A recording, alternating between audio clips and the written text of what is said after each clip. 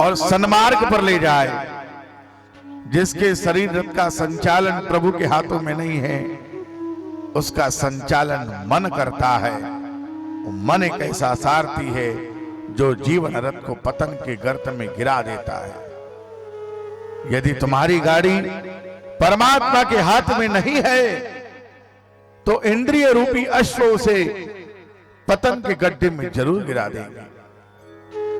इसलिए जीवन में याद रखो, जीवन की जो गाड़ी है इसके सारथी बनाइए भगवान श्री कृष्ण को। और जिसने सारथी भगवान श्री कृष्ण को बनाया उसकी गाड़ी कभी पलटती नहीं है। इसलिए किसी कवि ने लिखा है, तेरे भरोसे मेरी गाड़ी,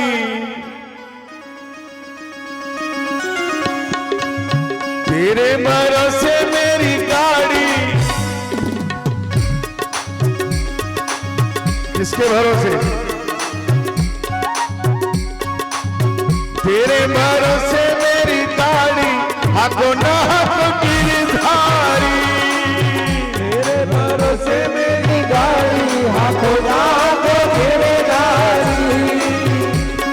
हाथों न हाथ गिरधारी, हाथों न हाथ बनवारी।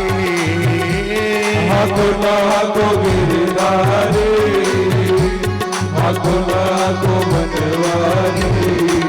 तेरे भरोसे मेरी गाड़ी, हाथों न हाथ गिरधारी। तेरे भरोसे मेरी गाड़ी, हाथों न हाथ गिरधारी।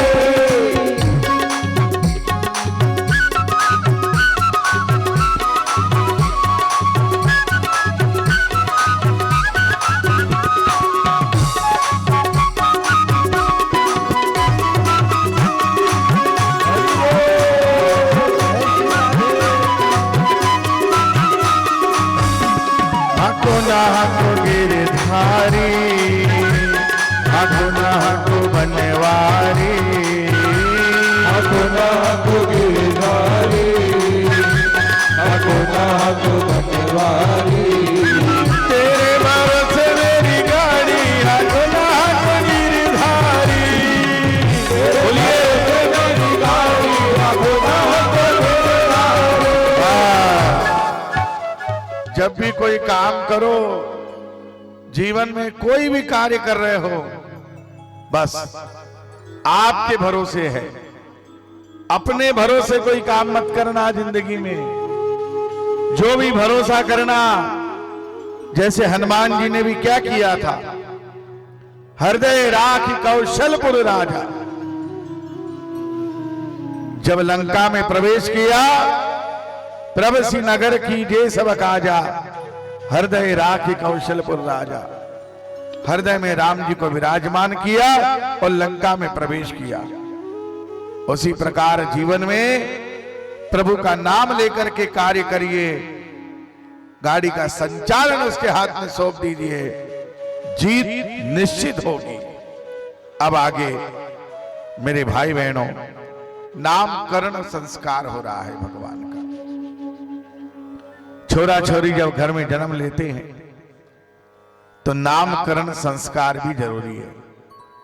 पंडित जी पंचांग देखते हैं, नाम का अक्षर निकाल कर देते हैं और ज्योतिष गणनाओं के आधार पर नाम रखा जाता है। बिना पंचांग के अपने मर्जी से नाम नहीं रखना चाहिए, क्योंकि जीवन में याद रखना, जो भी इस पृथ्वी पर आया है परमात्मा ने उसका नाम स्वयं ने लिखकर भेजा है। सिर्फ आपको पंडित जी से जाकर पूछना भर है। अपने मन से नाम मत रखिए बच्चों के।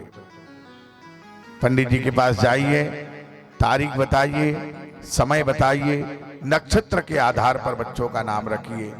उससे उनके जीवन में बहुत लाभ मिलता है। तो गर्गाचार्य मुनि पधारे। मैया यशोदा ने सोचा, रोनी माता से बोली, ये पंडित जी को कुछ आता है कि नहीं आता है, थोड़े इनकी ज्योतिष की परीक्षा लेनी चाहिए। जो ज्योतिष की परीक्षा लेने के लिए मैया ने बलदाऊ जी को अपनी गोद में ले लिया और कन्हैया को रोहिणी माता की गोद में बिठा दिया। अब जैसे ही गर्गाचार्य मुनि बैठे, ध्यान लगाया और मैया यशोदा की तरफ देखकर बोले, मैया आपकी गोदी में जो लाला बैठा है ये आपका पुत्र नहीं है, ये तो रोहिणी का पुत्र है और इसके बल की कोई सीमा नहीं होगी, इसलिए इसका नाम बलदाऊ होगा, बलराम होगा। बोल बलदाऊ भैया की जय। और मैया रोहिणी की तरफ देखकर बोले, मां आपकी गोद में जो बैठा है वो यशोदा का बेटा है और उसके एक नहीं अनेक नाम होंगे। देखो कितना सुंदर दृष्टांत है। ये अभी खाटू श्याम बाबा का एक बहुत सुंदर फ्लेक्स लगा यहां पर, शाम को कीर्तन का बाबा की फोटो लगी है उसमें। शीश के दानी कहलाते हैं। आपको किसी को मालूम है? यहां जो बैठे हैं उनमें कुछ लोगों को मालूम होगा, बाकी लोगों को शायद जानकारी नहीं हो। महाभारत के युद्ध को अपनी दोनों सुंदर आंखों से देखने वाले कलयुग के देवता शीश के दानी श्री श्याम, जिनके दरवाजे पे लिखा है हारे का सहारा। क्या लिखा है? बोलो एक बार, बोलो क्या लिखा है? हारना कोई चाहता है क्या जीवन में? छोटे छोटे बच्चे भी जब खेलते हैं ना तो जीतना चाहते हैं। एक 10 साल का बच्चा भी जब खेलता है ना तो वो भी जीतना चाहता है। 15 साल के बच्चे जब क्रिकेट खेलते हैं तो वो भी चाहते हैं हमारी टीम जीते। मेरे भाई बहनों, या जितने बैठे हैं,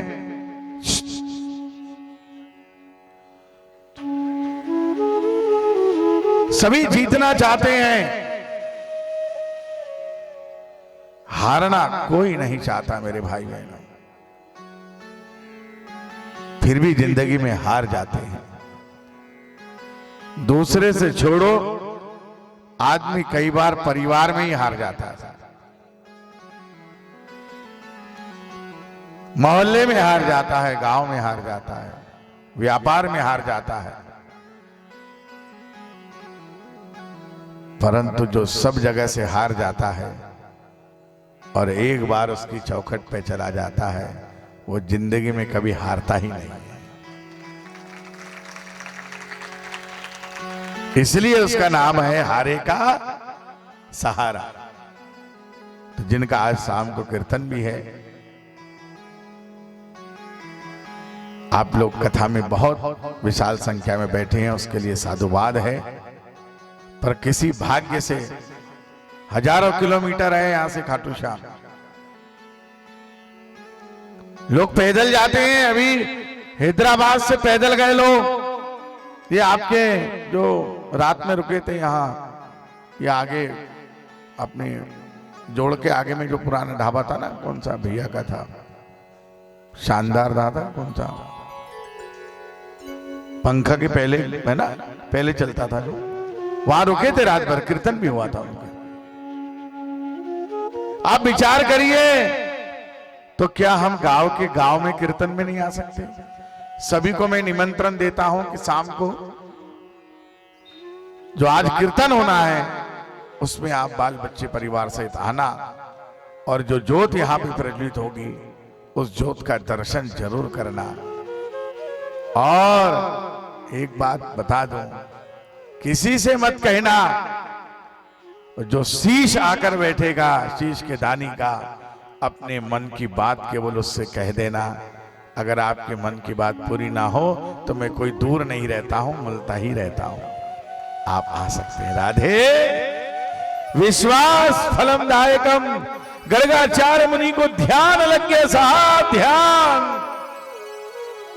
और बोले क्या कहूं, इसके एक नहीं अनेक नाम होंगे।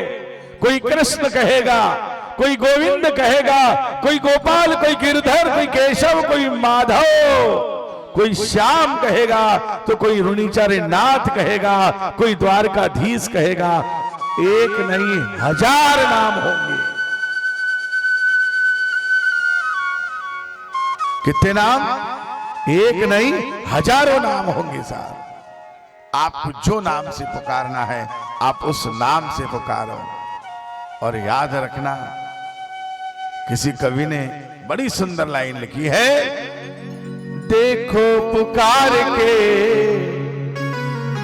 बाबा दौड़ा आता है।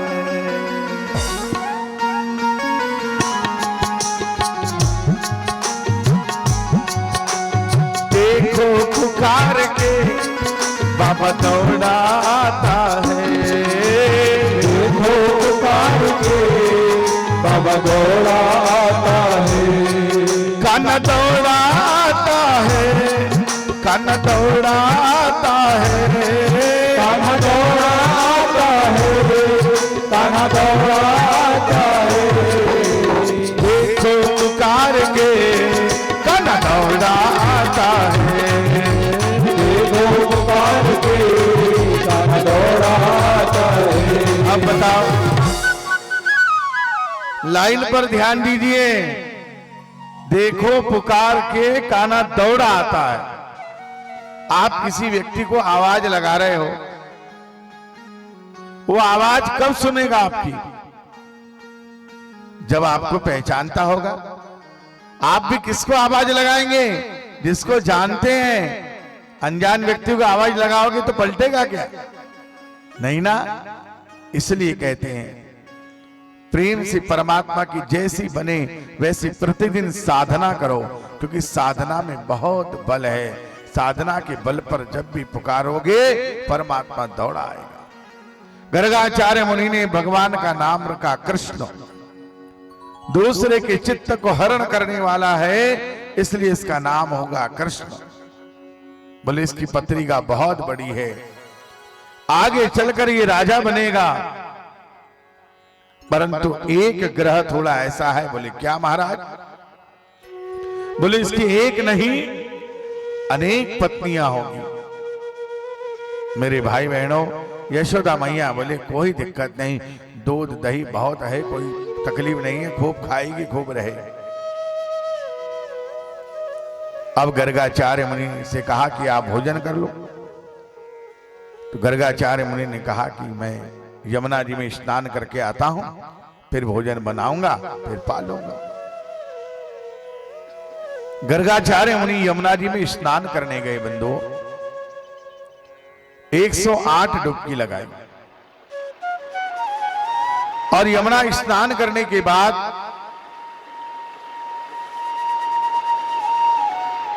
बड़े भाव से मोहन भोग बनाया। मोहन भोग यानी खीर। तुलसी पत्र डाला उसमें। याद रखो, भगवान को भोग लगाए बगैर भोजन कभी नहीं करना। और जब भगवान को भोग लगाते हैं तो कितनी देर तक भोग रहना चाहिए भगवान के सामने?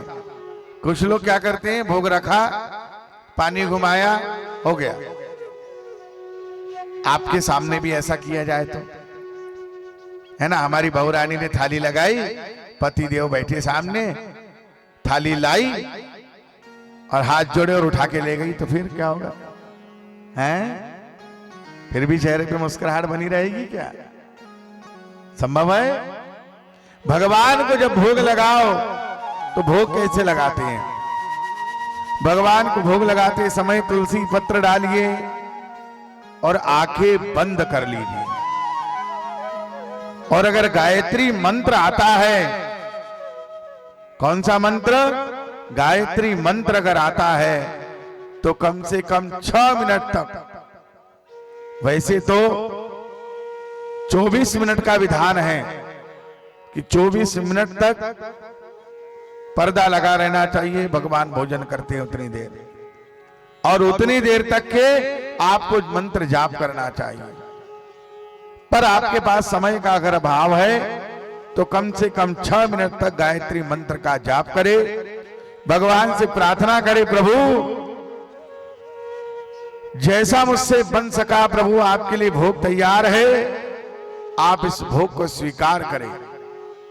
और जब भगवान को भोग लगाओ तो याद रखना, उस प्रसाद को बाकी के भोजन में मिलाइए, उस प्रसाद को कभी झूठन में नहीं डालना, उस प्रसाद को ग्रहण करिए, परिवार सहित करिए। भगवान को जब भोग लग जाता है तो आपके घर में जो भोजन बना है वो भोजन नहीं, प्रसाद हो जाता है। और जब प्रसाद हो जाता है तो उसके स्वाद की कोई कल्पना नहीं है। आपने देखना, आप नवरात्र में माता जी के भंडारे में प्रसाद लो, जो भी भंडारा हो रहा है वहां जाकर के आप एक दोने में चावल भर ले लो साहब, वो चावल में जो स्वाद आता है वो महंगे से महंगे रेस्टोरेंट के चावल में नहीं आ सकता, क्योंकि जब तक उसमें परमात्मा का आशीर्वाद ना हो उस भोजन में स्वाद नहीं होता। तो यहाँ पर गर्गाचार्य मुनि ने बढ़िया भोग लगाया, और भोग लगाते समय क्या कह रहे हैं? आओ गोपाल, आओ नंदलाल, आओ मेरे कृष्ण मुरार। आओ गोपाल, आओ नंदलाल, आओ मेरे कृष्ण मुरार। आओ गोपाल, आओ नंदलाल, आओ मेरे कृष्ण मुरार। आओ गोपाल, आओ नंदलाल, आओ मेरे कृष्ण मुरार। खीर बड़ी अलमस्त बनी है, आजा मेरे सावरे हो। खीर बड़ी अलमस्त बनी है, आजा मेरे सावरे। आजा मेरे सावरे, आजा मेरे सावरे। खीर बड़ी अलमस्त बनी है, बड़ी अलमस्त बनी है, जीमो मारा सावरा, जीमो मारा सावरा। जीमो जी भोग लगाओ, एक 56 भोग तैयार जी, खाना कावरिया करे मनोहार जी। आओ आओ कावरिया बेगाओ, जीमो जी भोग लगाओ, 56 भोग तैयार जी, तारा कावरिया करे मनोहार जी। तारा कावरिया करे मनोहार जी। तो यहां पर बड़े भाव से भगवान को भोग लगाया। अब जब भोग लगाने के बाद में कन्हैया गुड़लिया गुड़लिया चलते चलते आ गए, और गुड़लिया चलते चलते महाराज की खीर को खाने लगी। अब उन्होंने आंखें खोली गर्गाचार्य मुनि ने, और देखा तो कन्हैया ने खीर खा रहे हैं। अरे यशोदा सुनती हो, तुम्हारे लाला ने मेरी खीर झूठी कर दी।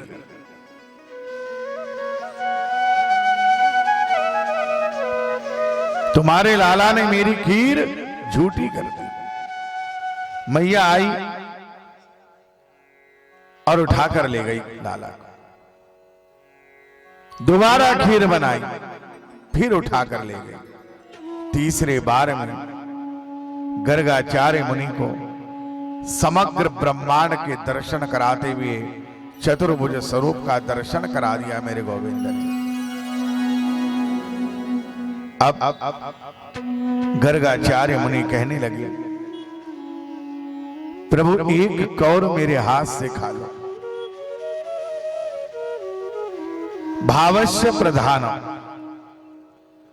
भगवान केवल भाव की भूखे हैं। आप कितनी भी महंगी मिठाई लेकर आओ बाजार से, आप घर में जो खीर बनाते हैं, आप जो हलवा बनाते हैं, भगवान क्या खाते हैं? मान भोजन में जो सुगंध निकलती है ना, उस सुगंध को परमात्मा ग्रहण करते हैं और उसी से तृप्त होते हैं। गर्गाचार्य मुनि ने कहा कि एक कौर मेरे हाथ से खा लो गोविंद। चतुर्भुज नारायण का जब दर्शन किया गर्गाचार्य मुनि ने,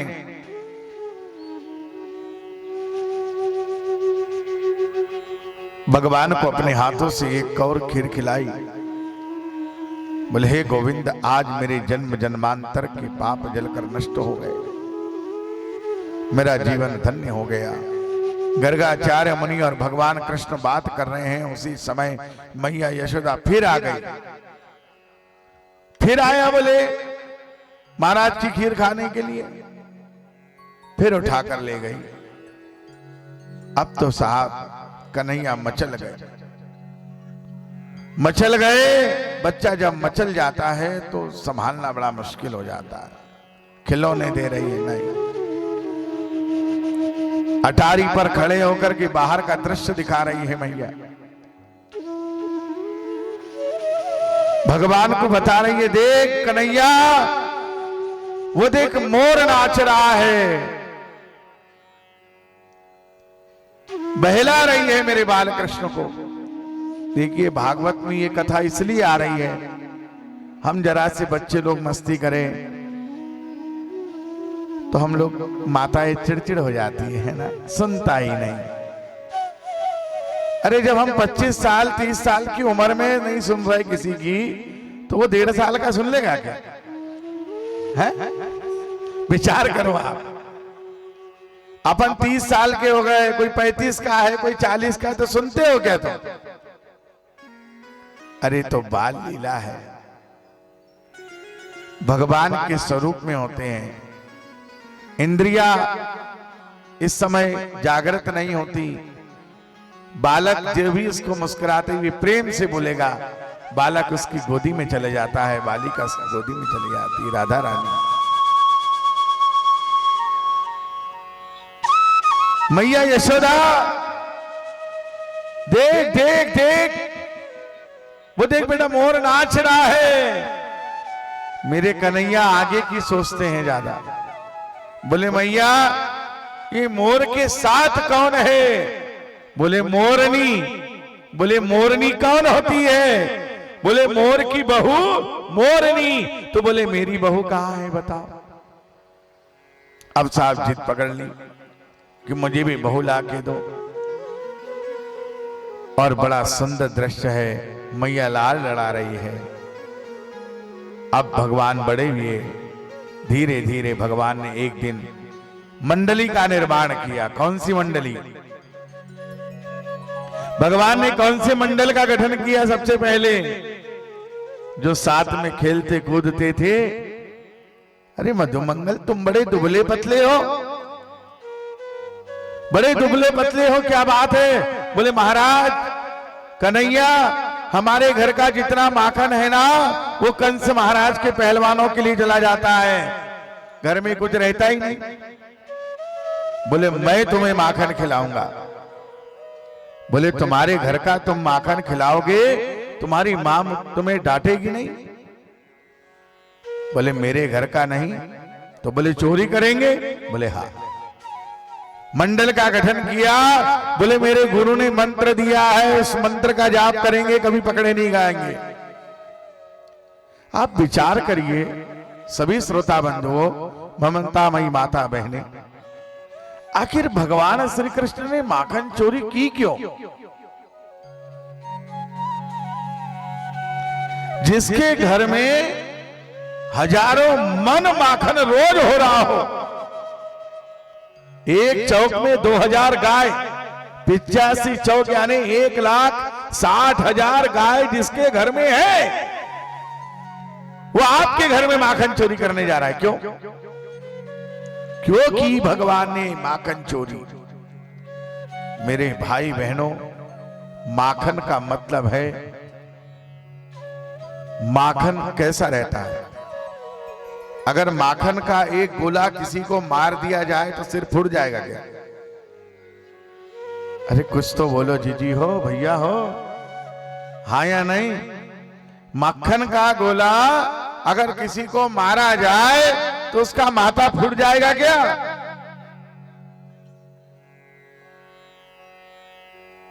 कौन सा मक्खन है आप हाउ बोल रहे हो?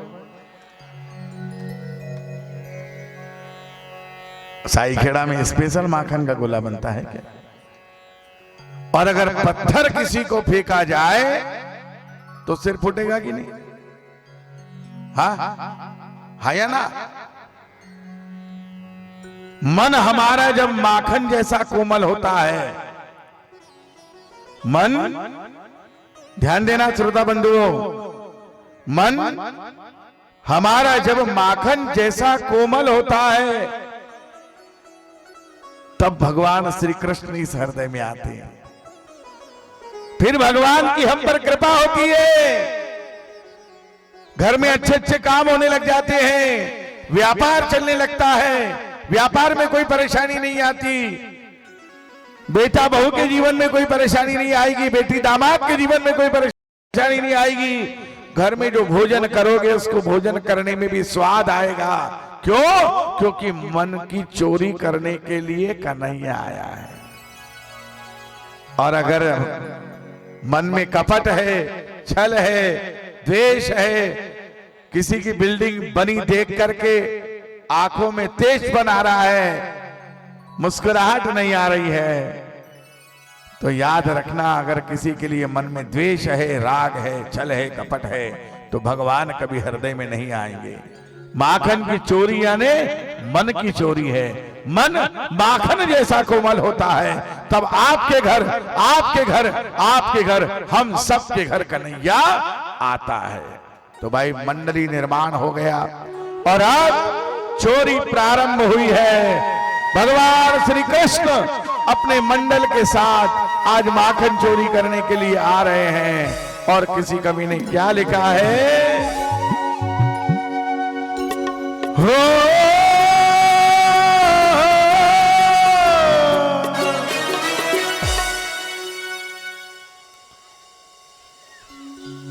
कि कन्हैया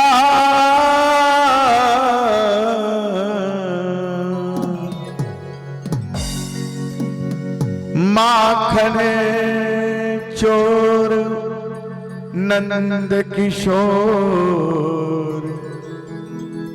माखन चोर नंद किशोर, आला रे आला जरा मटकी संभाल ब्रजमाला। गोविंदा आला रे आला जरा मटकी संभाल बुझवाला। गोविंदा आला रे आला जरा मटकी संभाल बुझवाला। अरे 1 2 3 4 संग 5 6 7 ग्वाला। 1 2 3 4 संग 5 6 7 ग्वाला। गोविंदा आला रे आला जरा मटकी संभाल बुझवाला। गोविंदा आला रे आला जरा मटकी संभाल बुझवाला।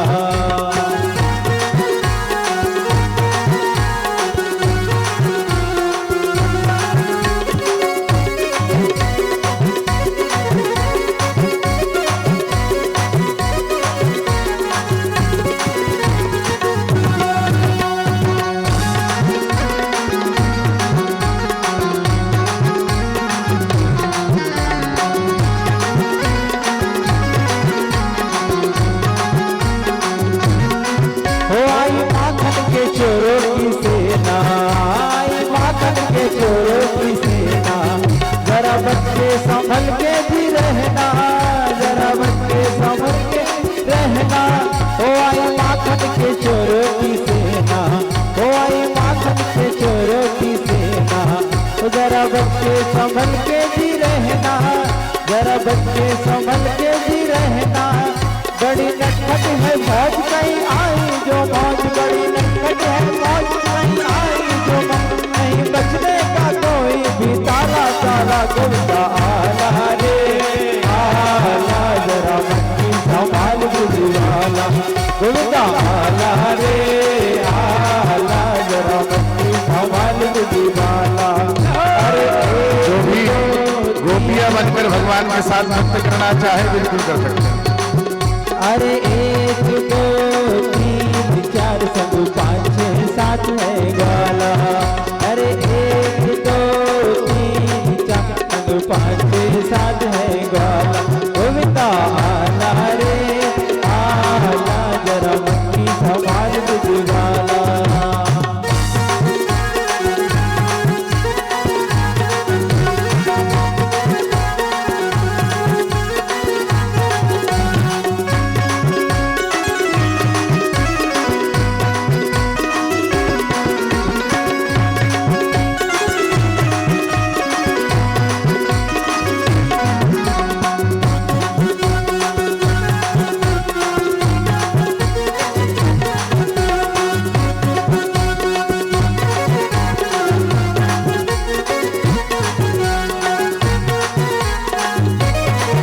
हर तरफ है ये शोर आया गोकुल का चोर, हर तरफ है ये शोर आया गोकुल का चोर। आज हम लोग मस्ती करेगा, हर तरफ है ये शोर आया गोकुल का चोर। आज हम लोग मस्ती करेगा। कहीं मट्टी फोड़े कहीं दिल को तोड़े, कहीं मट्टी फोड़े कहीं दिल को तोड़े। आज गड़बड़ घोटाला चलेगा। हर तरफ है ये शोर आया गोकुल का चोर। आज हम लोग मस्ती करेगा। हर तरफ है ये शोर आया गोकुल का चोर। आज हम लोग मस्ती करेगा। कहीं मट्टी फोड़े कहीं दिल को तोड़े, कहीं मट्टी फोड़े कहीं दिल को तोड़े। आज गड़बड़ घोटाला चलेगा।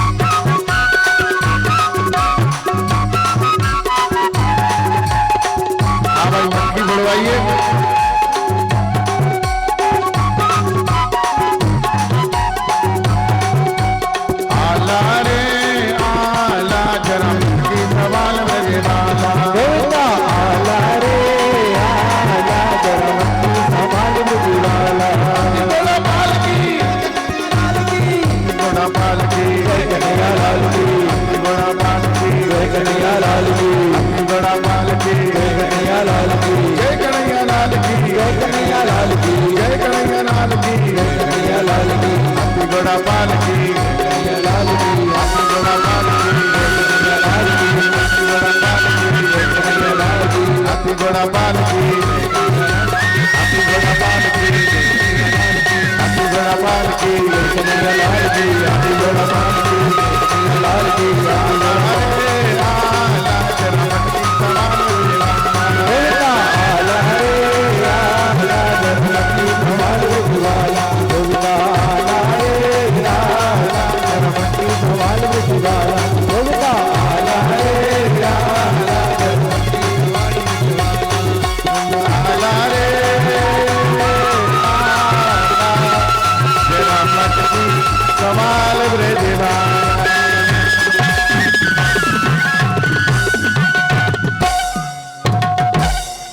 हाँ भाई, हमारे बालकृष्ण ने मटकी फोड़ी और बड़े बालकृष्ण ने उनका साथ दिया, उनके लिए भी ताली बजा दे एक बार। हाँ, बोल कन्हैया लाल की जय। चलिए आगे कथा आती है बड़ी सुंदर।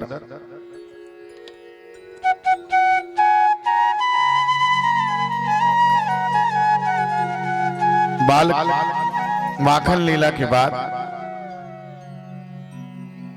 कथा आती है सुखिया मालिन की।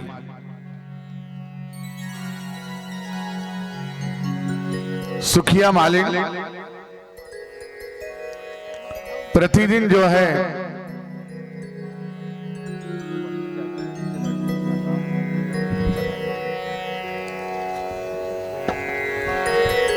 सुखिया मालिन, हाँ अब कथा में ध्यान दीजिए थोड़ा। सुखिया मालिन रोज बालकृष्ण के दर्शन के लिए नंदरानी के महल में आती है।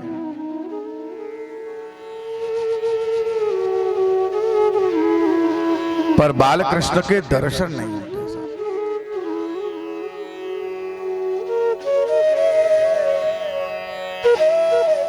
बड़ी दुखी हो गई।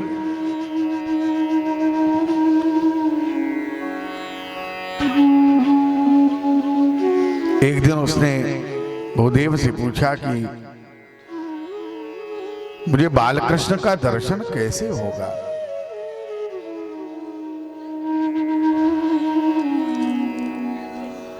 ना मैं मंत्र जानती हूं, ना पूजन जानती हूं, ना साधना जानती हूं। देखो भावस्य प्रधान।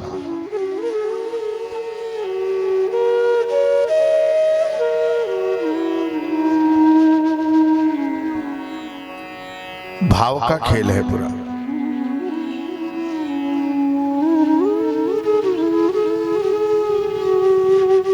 निवेदन करता हूं, भागवत कथा है ये।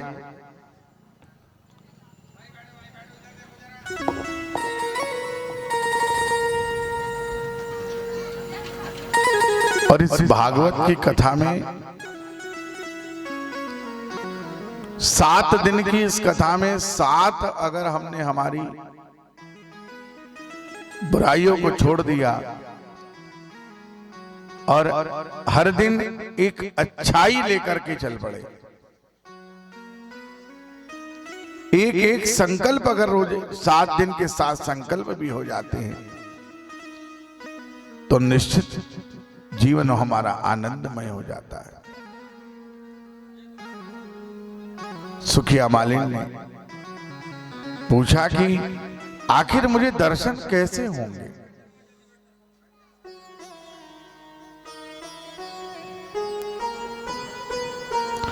बात आई, बोले 108 परिक्रमा नंदरानी के महल की रोज लगाओ, तो रोज परिक्रमा लगाने लगी।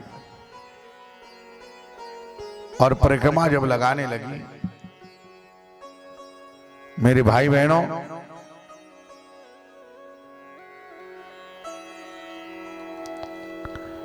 जब उसका प्रारब्ध कटा तो धीरे धीरे भगवान की कृपा हुई और एक दिन सुखिया मालिन ने 108 परिक्रमा लगाने के बाद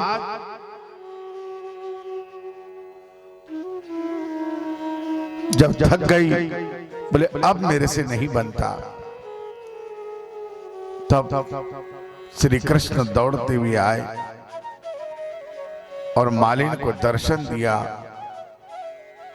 और कहा लाओ मुझे फल दो।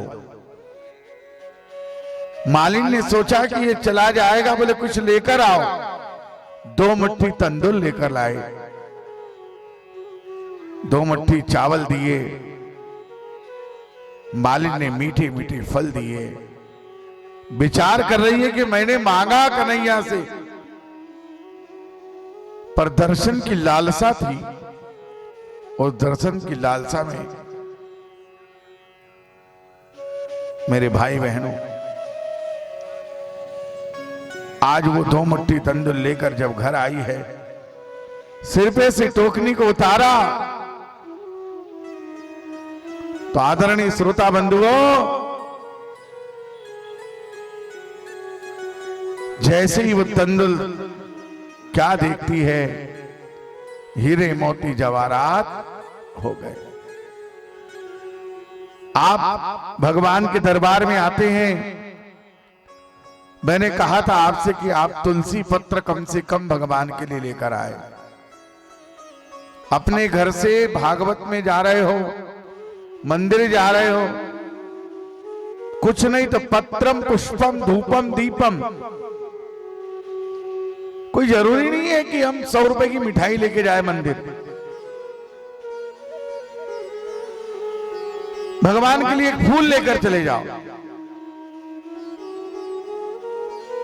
भगवान के लिए एक तुलसी पत्र लेकर चल जाओ। अरे भाई, हम किसी के घर मेहमान जाते हैं तो केला ले जाते हैं, सेब ले जाते हैं, बिस्किट ले जाते हैं, खाली हाथ जाते हैं क्या? तो आप फिर कन्हैया के घर खाली हाथ क्यों जा रहे हो? अगर आपने पत्र चढ़ाया है, पुष्प चढ़ाया है, आपने कुछ भी भेंट किया है, तो ये समझ लेना जैसे सुखिया मालिन की टोकरी में दाने डाल दिए, बदले में उसको हीरे मोती कर दिए, आपकी जिंदगी में खुशहाली आ जाती है। जैसा बनता है वैसा करो, परंतु दरबार में जब भी हाजिरी लगाओ तो एक तुलसी पत्र तो ठाकुर जी को अर्पण करो, क्योंकि तुलसी सोने चांदी से ज्यादा महंगी है। तुलसी दल हेम रूपाम च रत्न रूपाम च मंजरी, सब रत्नों में बढ़कर है, तो खाली हाथ कभी नहीं जाना। आगे कथा आती है, गोकुल में उत्पात ज्यादा हो रहे थे।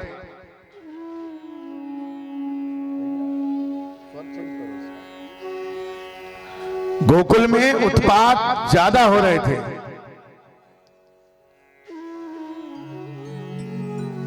तो मेरे भाई बहनों,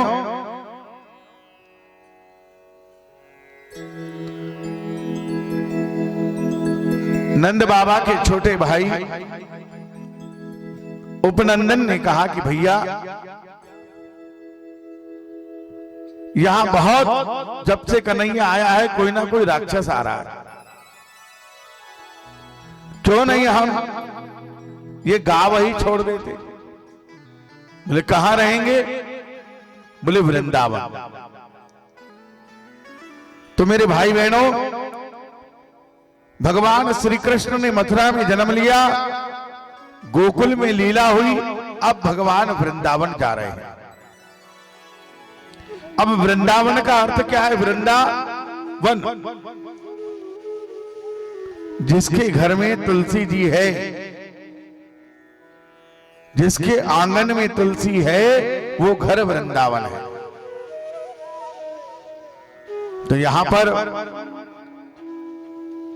चाचा उपनंदन ने कहा कि सब लोग तैयारी करो। ग्वाल वालों को पता लगा कि कन्हैया वृंदावन जा रहा है, बोले हम भी चलेंगे। गोपियों ने कहा हम भी चलेंगे। बोले भाई वहां रहेंगे कहां? बोले बैलगाड़ी में हमारा सामान रहेगा और बैलगाड़ी के नीचे हम सो जाएंगे, पर हम कन्हैया को अकेले जाने नहीं देंगे। सबने तैयारी करी, सब तैयार हो गए। नई जगह पर जब बच्चे जाते हैं तो उत्साहित होते हैं और वृंदावन जाने के लिए तैयार हुए। वृंदावन जाने का मतलब क्या है? भगवान अब 5 वर्ष के हो गए। कितने साल के? बोला करो, थोड़ा सा अच्छा लगता है। यहां क्या होता है, हाँ ये बोल देंगे और सुना वो बोल देंगे और कहीं नहीं बोल रहे। कितने साल के हो गए? 5 साल के बच्चे को वृंदावन ले जाना चाहिए। आपका बच्चा भी जिस समय 5 वर्ष का हो जाए तो वृंदावन ले जाना। वृंदावन यानी भक्ति का मार्ग। ठीक ठीक ठीक ठीक। यानी 5 साल का बच्चा है, उसको दूध दे रहे हो, बेटा रुक 3 बार राम राम बोल, बाबा को प्रणाम कर, प्रणाम करना चालू करवा, दादा दादी को प्रणाम करो। 5 वर्ष का जैसे ही हुआ संस्कार देना चालू कर दीजिए, भक्ति की ओर ले जाइए, पढ़ाई की ओर ले जाइए। 5 वर्ष के अंदर के बालक को कभी मारना नहीं। माताएं आजकल बहुत जम के गाल खींच लेती है, खबरदार। आपका बच्चा अगर 5 साल से अंदर है तो आंखों से डराइए। जिस प्रकार मैया यशोदा ने चांदी की छड़ी से डराया था, हमारी नहीं थी, आपको भी डराना है। मैं देख रहा हूं यहाँ यशोदा मैया बहुत गुस्से में आ जाती है, राधे। हाँ, पर 5 वर्ष का हो गया तो लाड़ कम कर देना, ऐसा मत कर देना, इतना लाड़ मत कर लेना कि आगे चल करके बच्चा ये बोले मां मैं तो छोटा था, मुझे तो नहीं समझता था, आपने उस समय मेरे कान क्यों नहीं पकड़े जिस समय मैं गलत बात के लिए जिद कर रहा था। इसलिए लाड़ थोड़ा कम होना बच्चों से। हाँ, पर छोटे हैं जब तक लाड़ करो। तो वृंदावन जाने की तैयारी हुई, अच्छे संस्कारों की ओर जाना चाहिए। पूरा जीवन माता पिता ने बच्चों के जीवन को बनाने में फोकस करो। समय से बच्चे का उठना, समय से बच्चे का पढ़ना, उसकी सहायता करते चले जाओ। 5 साल से लेकर के 16 साल की उम्र तक बच्चे के साथ तटस्थ रहो। अरे आप तो व्यापार कर रहे हैं, खूब व्यापार करो, पर इतना भी व्यापार मत करना कि अपने बच्चे के लिए आपके पास टाइम नहीं है। बच्चे की जिंदगी बना दो, 16 साल में घड़ा बन के तैयार हो जाएगा। इस समाज को, इस देश को, इस गांव को इतना सुंदर संस्कारवान बेटा बेटी बना के दो ताकि देश में कहीं पर भी जाए तो हमारे गांव का और हमारे खानदान का नाम रोशन करे। ये होना चाहिए, ये है वृंदावन जाना। तो भगवान के साथ ग्वाल बाल भी चले, आओ हम भी चल देते हैं वृंदावन भगवान के साथ। बजाइए वृंदावन रे मन चल वृंदावन।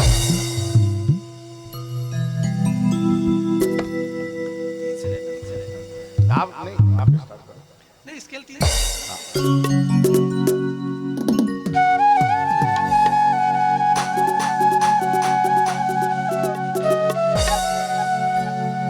रे मन चल वृंदावन धाम,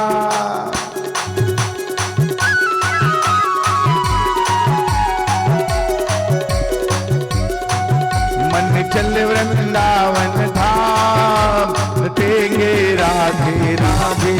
मन चल वृंदावन धाम, रटे जा राधे राधे, रटे जा राधे राधे, रटे जा राधे राधे, रटे जा राधे राधे, जा राधे राधे। मन चल वृंदावन धाम, रटे जा राधे राधे, मन चल वृंदावन धाम, रटे जा राधे राधे। सभी लोग दोनों हाथ की ताली की सेवा देते हुए क्या बोलोगे? राधे राधे राधे राधे राधे राधे राधे राधे। सभी लोग में सब आ जाते हैं। बच्चे लोग बोले बेटा राधे राधे राधे राधे राधे राधे राधे राधे राधे राधे। चल वृंदावन धाम, रटेंगे राधे राधे। चल वृंदावन धाम, रटे जा राधे राधे, रटे जा राधे राधे, गाए जा राधे राधे, रटे जा राधे राधे, गाए जा राधे राधे। मन चल वृंदावन धाम, रटे जा राधे राधे। मन चल वृंदावन धाम, रटे जा राधे राधे।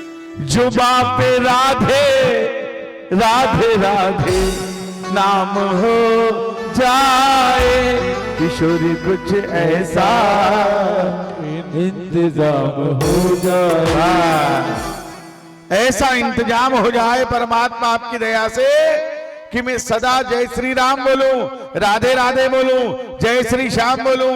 मेरी जिह्वा से जब भी निकले है गोविंद तो आपका नाम निकले। इंतजाम ऐसा होना चाहिए। राधे राधे। आगे कथा आती है अगासुर की वध की कथा। और अगासुर का उद्धार किया भगवान ने। और अगासुर की वध के बाद, पर अगासुर के वध की समाचार 1 वर्ष बाद बताया बच्चों ने घर पे। भगवान बछड़े चराने जाते हैं। अगासुर अजगर का रूप धारण करके मार्ग में बैठा। मेरे भाई बहनों, सांप के काटने पर उस अंग को काट दिया जाए तो जान बच सकती है। सांप और पाप, जिस समय भी पाप मन में अगर विचार आ जाए उसी समय भगवान का भजन कर लो तो वो पाप भी हावी नहीं होगा। या अगासुर वध की कथा कह रही है, अगासुर ने अजगर का रूप धारण किया और मार्ग में बैठा। भगवान श्री कृष्ण अपने मित्रों के साथ बछड़े चराने के लिए गए।